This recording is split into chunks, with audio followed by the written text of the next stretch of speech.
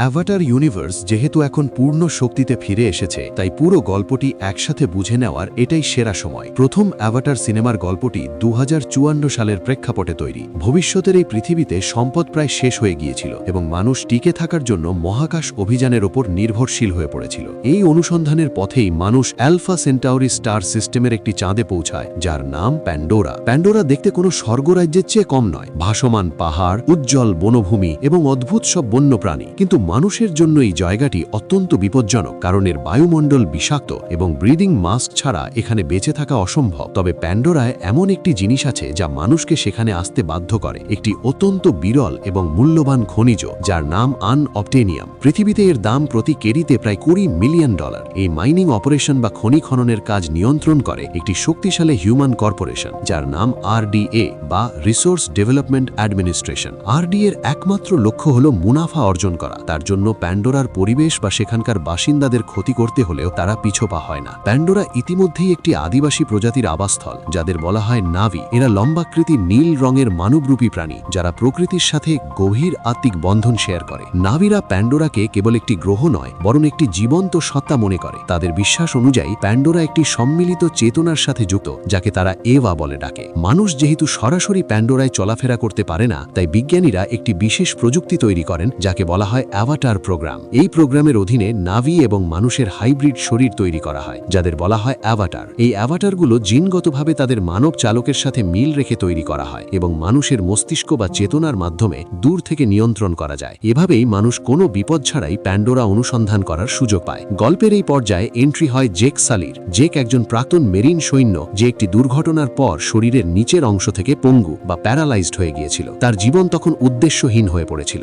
জেকের যমজ ভাই, যে অ্যাভাটার প্রোগ্রামের একজন প্রশিক্ষিত অপারেটর ছিল, তার মৃত্যুর পর RDA জেককে তার বদলে প্যান্ডোরায় পাঠিয়ে দেয়, কারণ জিনগতভাবে সে তার ভাইয়ের অ্যাভাটারের সাথে নিখুঁতভাবে মিলে যেত। অ্যাভাটার প্রোগ্রামের প্রধান ছিলেন ডক্টর গ্রেস অগাস্টিন, যিনি একজন বিজ্ঞানী যিনি প্যান্ডোরা এবং নাভি সংস্কৃতিকে অন্তর থেকে শ্রদ্ধা করেন। শুরুতে গ্রেস জেককে একজন বোঝা বলে মনে করেছিলেন, কারণ জেক কোনো বিজ্ঞানী নয়, বরং একজন সৈনিক ছিল। তবুও তিনি জেককে তার বডিগার্ড হিসেবে গ্রহণ করেন। জেক যখন প্রথমবার তার অ্যাভাটার শরীরে প্যান্ডোরায় পা রাখে, তখন এটি তার জীবনে এক জীবন বদলে যাওয়া অভিজ্ঞতা হয়ে দাঁড়ায়। সে আবার হাঁটতে পারে, দৌড়তে পারে এবং এক নতুন পৃথিবীকে অনুভব করতে পারে। কিন্তু একটি অনুসন্ধান মিশনের সময় প্যান্ডোরার বন্যপ্রাণীরা আক্রমণ করলে জেক জঙ্গলে হারিয়ে যায়। ঠিক এই জঙ্গলেই জেকের সাথে দেখা হয় নেতিরির। নেতিরি ওমাটিকায় বংশের একটি অত্যন্ত দুঃখ এবং সুশৃঙ্খল যোদ্ধা।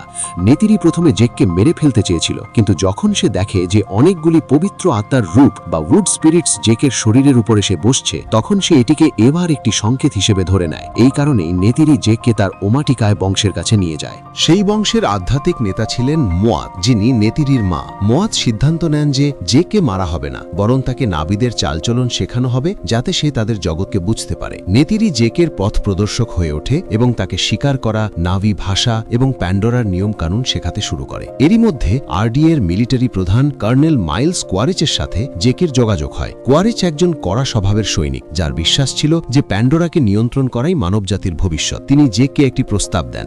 জেক যদি ওমাটিকায়াদের হোম ট্রি বা বাসগৃহ সম্পর্কে তথ্য দিতে পারে, যার নিচেই প্রচুর পরিমাণে আনঅবটেনিয়াম রয়েছে, তবে RDA জেকের সেই ব্যয়বহুল অস্ত্রোপচারের খরচ বহন করবে, যাতে সে তার মানব শরীরে আবার আগের মতো হাঁটতে পারে। জেক এই চুক্তিটি গ্রহণ করে ঠিকই, কিন্তু সময়ের সাথে সাথে তার দৃষ্টিভঙ্গি বদলে যেতে শুরু করে। সে নাভি সংস্কৃতির সাথে আবেগীয়ভাবে জড়িয়ে পড়ে। সে নিজের ব্যান্ডশিকে বশ করে, গোষ্ঠীর একজন যোগ্য সদস্য হয়ে ওঠে এবং নেতিরির সাথে তার ভালোবাসা গভীর হয়। জেক ধীরে ধীরে বুঝতে পারে যে নাভিরা ভুল নয়, বরং মানুষই প্যান্ডোরার জন্য বিপদ। সংঘাত তখন চরম রূপ নেয় যখন RDA এর বুলডোজারগুলো নাভিদের একটি পবিত্র স্থান ধ্বংস করে দেয়। RDA অ্যাডমিনিস্ট্রেটর পার্কার সেলফ্রিড চাপের মুখে পড়ে কোয়ারিচকে হোম ট্রি ধ্বংস করার আদেশ দেন, যাতে নাভিরা সেখান থেকে পালিয়ে যেতে বাধ্য হয়। জেক তখন গোষ্ঠীর সামনে নিজের সত্যতা স্বীকার করে যে সে একজন স্পারি বা গুপ্তচর ছিল, কিন্তু এই স্বীকারোক্তি নাভিদের কাছে বড় বিশ্বাসঘাতকতা বলে মনে হয় এবং জেক ও গ্রেস দুজনেই বন্দী হয়। এরই মধ্যে কোয়ারিচ হোম ট্রিতে পূর্ণ সামরিক হামলা চালায়। হোম ট্রি ধ্বংস হয়ে যায় এবং অনেক নাভি মারা যায়। রিমোট আউটপোস্টের বিজ্ঞানীদেরও ধরে ফেলা হয়, কিন্তু তারা পালিয়ে যেতে সক্ষম হয়। পালানোর সময় কোয়ারিচ ডক্টর গ্রেস অগাস্টিনকে গুলি করেন। গ্রেসকে বাঁচানোর জন্য ট্রি অফ সোলসের কাছে নিয়ে যাওয়া হয়, যেখানে তার চেতনাকে স্থায়ীভাবে অ্যাভাটার শরীরে স্থানান্তরিত করার চেষ্টা করা হয়, কিন্তু সেই প্রক্রিয়া ব্যর্থ হয় এবং গ্রেস মারা যান। এই মুহূর্তটি জেকের জীবনে টার্নিং পয়েন্ট হয়ে দাঁড়ায়। যে কিংবদন্তি প্রাণী তরুকে বশ করে এবং তরুক মাটো হয়ে ওঠে, যা নাভিদের কাছে একজন ভবিষ্যৎ দ্রষ্টা নেতার প্রতীক। জেক সমস্ত নাভিগোষ্ঠীকে ঐক্যবদ্ধ করে এবং আরডিএর বিরুদ্ধে চূড়ান্ত যুদ্ধের জন্য প্রস্তুত হয়। যুদ্ধ শুরু হলে নাভিদের ব্যাপক ক্ষয়ক্ষতি হয়, কিন্তু ঠিক তখনই প্যান্ডোরার বন্য প্রাণীরা নিজেরা যুদ্ধে যোগ দেয়, যা ছিল মূলত এওয়ার হস্তক্ষেপের সংকেত। চূড়ান্ত লড়াইয়ে নেতিরি কর্নেল কুয়ারিচকে হত্যা করে। জেকের মানব শরীরটি বেঁচে যায় এবং আরডিএকে প্যান্ডোরা থেকে বের করে দেওয়া হয়। সিনেমার শেষে একটি বিশেষ প্রক্রিয়ায় জেক স্থায়ীভাবে তার অ্যাভাটার শরীরে স্থানান্তরিত হয়। জেক স্যালি এখন আর একজন মানুষ নয়, বরং একজন নাভি নেতা হয়ে ওঠে। অ্যাভাটার দ্য ওয়ে অফ ওয়াটারের গল্প শুরু হয় প্রথম সিনেমার ১৬ বছর পর থেকে। প্যান্ডোরার জীবন এখন অনেক বদলে গেছে। জেক সালি, যে একসময় একজন দিশেহারা ও বিপর্যস্ত মানব সৈনিক ছিল, এখন সে পুরোপুরি একজন নাভি। সে এখন কেবল ওমাটিকায়া বংশের সদস্যই নয়, বরং তাদের নেতা। নেতিরির সাথে মিলে জেক এক শান্তিময় জীবন কাটাচ্ছে, কিন্তু এই শান্তি ছিল কেবল বাইরের রূপ, কারণ জেক মনে মনে জানত যে মানুষ যে কোনো সময় ফিরে আসতে পারে। জেক এবং নেতিরির পরিবারই এখন তাদের জগতের মূল কেন্দ্রবিন্দু। তাদের বড় ছেলে নেটেয়াম অত্যন্ত সুশৃঙ্খল, দায়িত্বশীল এবং একজন ভবিষ্যৎ নেতার মতো আচরণ করে। মেজ ছেলে লোয়াক তার বাবার মতোই আবেগপ্রবণ ও কৌতূহলী, যে প্রায়ই নিয়ম ভেঙে ফেলে। ছোট মেয়ে টুকটাইরে, যাকে সবাই টুক বলে ডাকে, সে পরিবারের সবার চোখের মণি। আর এরপরই আসে কিরি, ডক্টর গ্রেস অগাস্টিনের প্রাণহীন অ্যাভাটার শরীর থেকে রহস্যজনকভাবে জন্ম নেওয়া এক কিশোরী। প্যান্ডোরার সাথে তার আধ্যাত্মিক সংযোগ বাকি সবার চেয়ে অনেক বেশি শক্তিশালী। তাদের সাথেই থাকে মাইলস, যাকে সবাই স্পাইডার বলে ডাকে। সে জন্মগতভাবে মানুষ হলেও মনে প্রাণে একজন খাঁটি নাভি। স্পাইডার আসলে কর্নেল মাইলস কোয়ারিচের ছেলে, কিন্তু সে বড় হয়েছে নাভি সংস্কৃতির মাঝেই। জেক তাকে নিজের সন্তানদের মতোই দেখে, কিন্তু নেতিরির কাছে স্পাইডার এক মানসিক দ্বন্দ্ব, কারণ সে সেই মানুষের রক্ত যার জন্য নেতিরির জীবন থচনচ হয়ে গিয়েছিল। এই আপেক্ষিক শান্তিময় জীবন তখন ভেঙে যায় যখন আরডিএ আরও একবার প্যান্ডোরায় ফিরে আসে। তবে এবারের মিশন কেবল খনি খনন করা নয়, বরং প্যান্ডোরাকে স্থায়ীভাবে উপনিবেশ বা কলোনাইজ করতে পরিণত করা। মূলত প্যান্ডোরাকে পৃথিবীর মানুষের জন্য একটি নতুন আবাসভূমি হিসাবে গড়ে তোলাই ছিল তাদের লক্ষ্য। আরডিএ সেখানে ব্রিজহেড সিটি নামে এক বিশাল ঘাঁটি তৈরি করে, যা পরিষ্কার বুঝিয়ে দেয় যে এবার তারা কোনো স্বল্পমেয়াদী মিশনের জন্য আসেনি। আরডিএ তাদের সবচেয়ে বিপজ্জনক অস্ত্র ফিরিয়ে আনে, যাদের বলা হয় রিকম্বিন্যান্স বা সংক্ষেপে রিকমস। এরা হলো ল্যাবে তৈরি নাভি সৈনিক, যাদের মধ্যে মৃত মানব সৈনিকদের স্মৃতি আপলোড করে দেওয়া হয়েছে। এর মানে হলো টেকনিক্যালি তারা মারা গেলেও তাদের অভিজ্ঞতা এবং ঘৃণা বেঁচে আছে। এই রিকম বাহিনীর নেতৃত্বে আবারও ফেরেন কর্নেল মাইলস কোয়ারিচ, যিনি এখন নাভি শরীরে পুনর্জন্ম নিয়েছেন।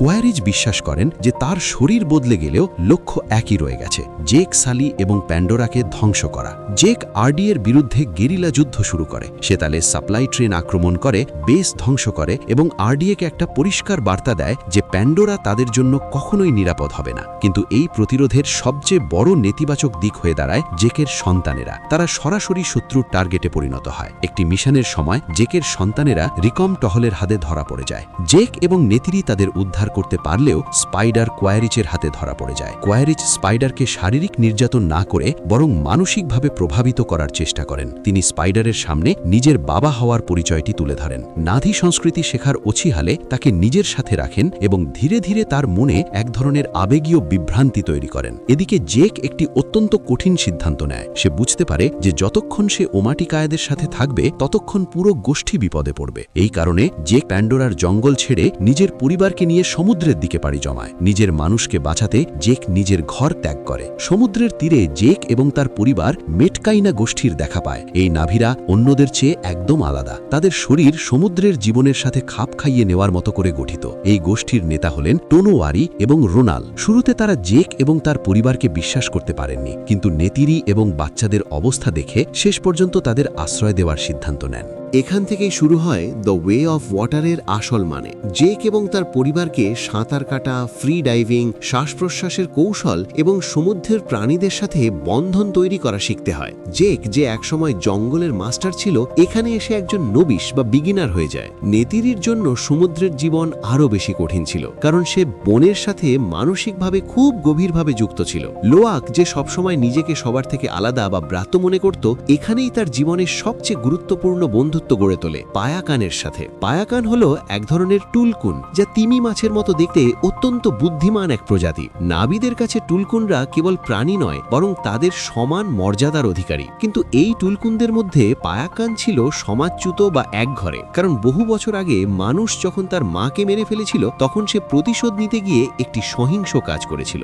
মানুষ মূলত একটি বিরল পদার্থের জন্য টুলকুন শিকার করে, যার নাম অমৃত। এই অমৃত মানুষের বার্ধক্য বা বয়স বাড়ার প্রক্রিয়াকে ধীর করে দেয়, আর এই কারণেই টুলকুন শিকারীরা প্যান্ডোরার সমুদ্রে গণহত্যা চালিয়ে যাচ্ছিল। পায়াকান এবং লোয়াকের বন্ধুত্ব কেবল সাধারণ বন্ধুত্ব ছিল না, বরং তা ছিল তাদের দুজনেরই ভাগ করে নেওয়া মানসিক আঘাত বা ট্রমার ওপর ভিত্তি করে গড়ে ওঠা এক গভীর বন্ধন। এদিকে কিরির সাথে প্যান্ডোরার সংযোগ আরও গভীর হতে থাকে। সে সমুদ্রের প্রাণীদের নিয়ন্ত্রণ করতে পারে এবং স্পিরিট ট্রির সাথে যুক্ত হতে পারে, কিন্তু যখন সে মেটেকাইনাদের স্পিরিট ট্রির সাথে যুক্ত হয়, তখন তার শরীরে তীব্র খিঁচুনি শুরু হয়। নর্ম স্পেলম্যান সতর্ক করে দেন যে প্যান্ডোরার সাথে কিরির সংযোগ সাধারণ নাবিদের তুলনায় অনেক বেশি শক্তিশালী এবং সম্ভবত বিপজ্জনকও। জেকের পিছু পিছু কোয়ারিচও সেখানে পৌঁছে যায় এবং সে মেটেকাইনাদের গ্রামগুলো পদ্ধতিগতভাবে ধ্বংস করতে শুরু করে। এমনকি সে টুলকনদের মেরে জেককে বাইরে বেরিয়ে আসতে বাধ্য করার চেষ্টা করে। যখন পায়াকান শিকারীর লক্ষ্যবস্তু হয়ে দাঁড়ায়, তখন লোয়াক এবং বাকি বাচ্চারা তাতে বাধা দেওয়ার চেষ্টা করে, কিন্তু উল্টো তারা নিজেরাই বন্দী হয়ে যায়।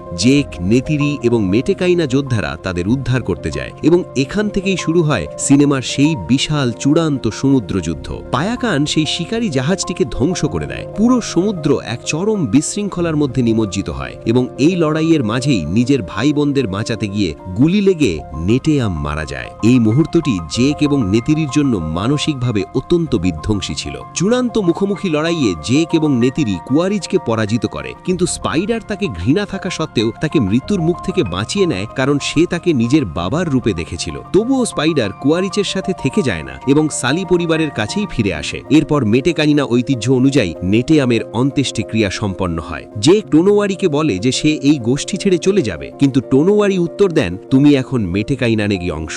জেক অবশেষে বুঝতে পারে যে পালিয়ে গিয়ে কোনো সমাধান নয়। জেকের চূড়ান্ত উপলব্ধি হয়, এই পরিবারই আমাদের দুর্গ। সিনেমাটি শেষ হয় জেকের চোখ খুলে যাওয়ার মধ্য দিয়ে, ঠিক প্রথম আভাতার সিনেমার মতো, যা পরিষ্কারভাবে বুঝিয়ে দেয় যে পরবর্তী যুদ্ধ আরও বেশি ব্যক্তিগত, আরও বেশি বিপজ্জনক এবং আরও বিশাল হতে চলেছে। তো হ্যাঁ, এই ছিল আভাতার সিরিজের দুটি সিনেমারই সম্পূর্ণ রিক্যাপ। যার সাথেই পরবর্তী সিনেমাটি দেখতে যাওয়ার পরিকল্পনা করছেন, তাকে এই ভিডিওটি অবশ্যই শেয়ার করে দেবেন, আর অবশ্যই আভাতার পার্ট 3 সবার আগে দেখার জন্য সাবস্ক্রাইব করে রাখবেন।